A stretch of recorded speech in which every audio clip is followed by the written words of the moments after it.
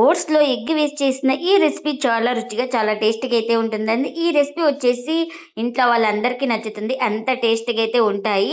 ఇంకెందుకు ఫ్రెండ్స్ ఆలస్యం, ఎలా చేయాలో ఏంటో అనేది వీడియోలోకైతే వెళ్ళిపోయి చూద్దామా మరి? ముందుగా ఒక మిక్సింగ్ బౌల్ అయితే తీసుకొని అందులోకి ఒక కప్పు ఓట్స్ అయితే వేసుకోవాలి. ఇంకా ఇందులోకి కాచి చల్లార్చిన పాలైతే గోరువెచ్చగా ఉన్నప్పుడు ఒక కప్పు పాలైతే వేసుకోవాలి. ఇంకా ఇలా ఒకసారి స్పూన్ తోటి బాగా కలుపుకుందాం. మీకు ఇక్కడ పాలు ఇష్టం లేని వాళ్ళు వాటర్ కూడా వేసుకొని ఇలా కలిపేసుకోవచ్చు.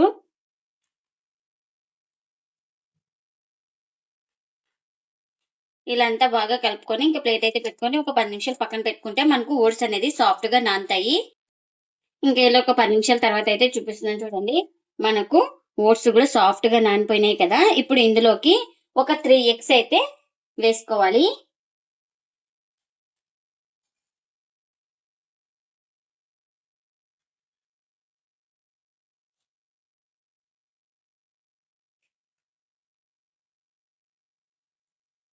ఇంకా ఈ ఎగ్స్ వేసుకున్న తర్వాత ఒకసారి స్పూన్ తోటి ఇలా బాగా కలుపుకుందాం. ఈ ఓట్స్ లో ఎగ్ బాగా కలిసిపోయేలాగా.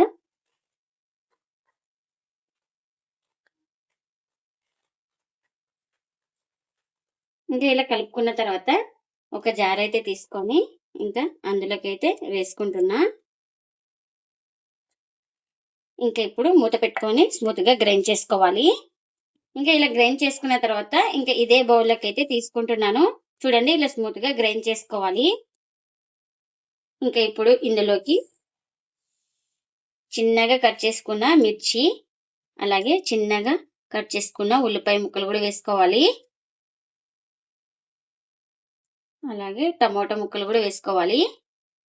ఇంకా ఇప్పుడు ఇందులోకి చిన్నగా ఇలా తురుముకున్న ఒక క్యారెట్ ని అయితే వేసుకోవాలి. ఇప్పుడు ఇందులోకి చిన్నగా కట్ చేసుకున్న కొత్తిమీర కూడా వేసుకోవాలి. ఇంకా ఇప్పుడు ఇందులోకి రుచికి తగినంత సాల్ట్ ని కూడా వేసుకుంటున్నా. ఇంకా ఇలా సాల్ట్ అన్ని వేసుకొని మనం బాగా కలుపుకోవాలి.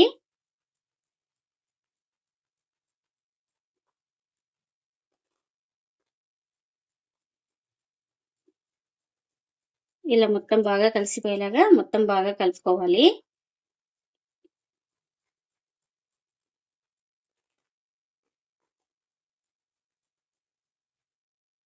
ఇంకా చూడండి బ్యాటర్ అయితే ఈ విధంగా అయితే ఉండాలి. ఇక్కడ చూపిస్తున్నాను కదా నేను. ఇంకా వీడియోలో చూపిస్తున్న విధంగా అయితే ఇలా ఉండాలి. మనకు బ్యాటర్ అయితే రెడీ అయిపోయింది.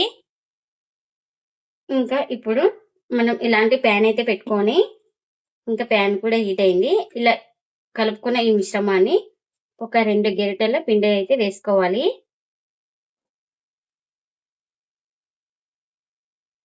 ఇంకా ఇలా లైట్ గా స్ప్రెడ్ చేసుకోవాలి. ఇంకా ఇప్పుడు ప్లేట్ అయితే కవర్ చేసుకోవాలి ఇలా. ఇంకా ఇప్పుడు చూడండి పైన తడి అయితే ఆరింది కదా. ఇలా తడి ఆరిన తర్వాత ఇలా ఇంకొక వైపు అయితే టర్న్ చేసుకోవాలి. మీరు ఇష్టం ఉన్న వాళ్ళు ఆయిల్ గానీ, బటర్ గానీ, ఘీ గానీ ఏదైనా అప్లై చేసుకోవచ్చండి. ఇంకా నేను ఇక్కడ కాస్త ఆయిల్ అయితే వేసుకుంటున్నా. వైపు కూడా బాగా కాల్చుకోవాలి. ఇంకా చూడండి ఇలా ప్రెస్ చేసుకుంటూ బాగా కాల్చుకున్నాను. ఇంకా 2 వైపులు అయితే బాగా కాలింది. ఇదైతే రెడీ అయిపోయింది. ఇలా రెడీ అయిపోయిన దాన్ని ఒక ప్లేట్ లోకి అయితే తీసుకుంటున్నా. మరొక 2 స్పూన్లు అయితే బ్యాటర్ అయితే వేసుకోవాలి. ఇలా బ్యాటర్ వేసుకొని లైట్ గా స్ప్రెడ్ చేసుకోవాలి. ఇక్కడ చూపిస్తున్నాను కదా వీడియోలో అలా లైట్ గా స్ప్రెడ్ చేసుకోవాలి. ఇంకా మనం వీటిని లో ఫ్లేమ్ లోనే కాల్చుకోవాలి. ఇంకా ఇప్పుడు మూత అయితే పెట్టేస్తున్నాను. ఇంకా ఇలా పైన తడి ఆరిన తర్వాత మరో వైపు అయితే నిదానంగా టర్న్ చేసుకోవాలి. ఇంకా ఇలా టర్న్ చేసుకొని మనం ఇలా ఆయిల్ అయితే అప్లై చేసుకోవాలి. ఒక స్పూన్ ఆయిల్ వేసుకొని ఇలా మొత్తం అప్లై చేసుకోవాలి. ఇంకా కింద వైపు కూడా బాగా కాల్చుకోవాలి. ఇంకెన్నైతే అన్ని ఇలానే చేసుకోవాలి. ఓట్స్ లోకి ఎగ్ వేసి చేసిన ఈ బ్రేక్ఫాస్ట్ చాలా రుచిగా, చాలా టేస్టీగా అయితే ఉంటుందండి. ఈ బ్రేక్ఫాస్ట్ వచ్చేసి ఇంట్లో వాళ్ళందరికీ నచ్చుతుంది. అంత టేస్టీగా అయితే ఉంటుంది.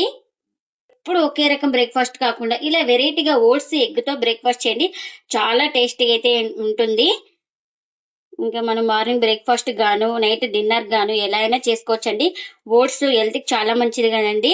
చూడండి లోపల ఎక్కడ పిండి అయితే లేదు, మనం లో ఫ్లేమ్ లోనే కాల్చుకోవాలి, అప్పుడే లోపల దాకా బాగా కాలుతుంది. మీరు కూడా తప్పకుండా ఒకసారి ఇలా ట్రై చేసి మీకు ఎలా వచ్చిందో కామెంట్ అయితే చేయండి ఫ్రెండ్స్. ఇదండి ఇవాల్టి వీడియో. ఈ వీడియో కనుక నచ్చితే ప్లీజ్ లైక్ చేయండి, షేర్ చేయండి, కామెంట్ చేయండి. అలాగే లైక్ చేసి సపోర్ట్ చేయండి friends. Thanks for watching. By by.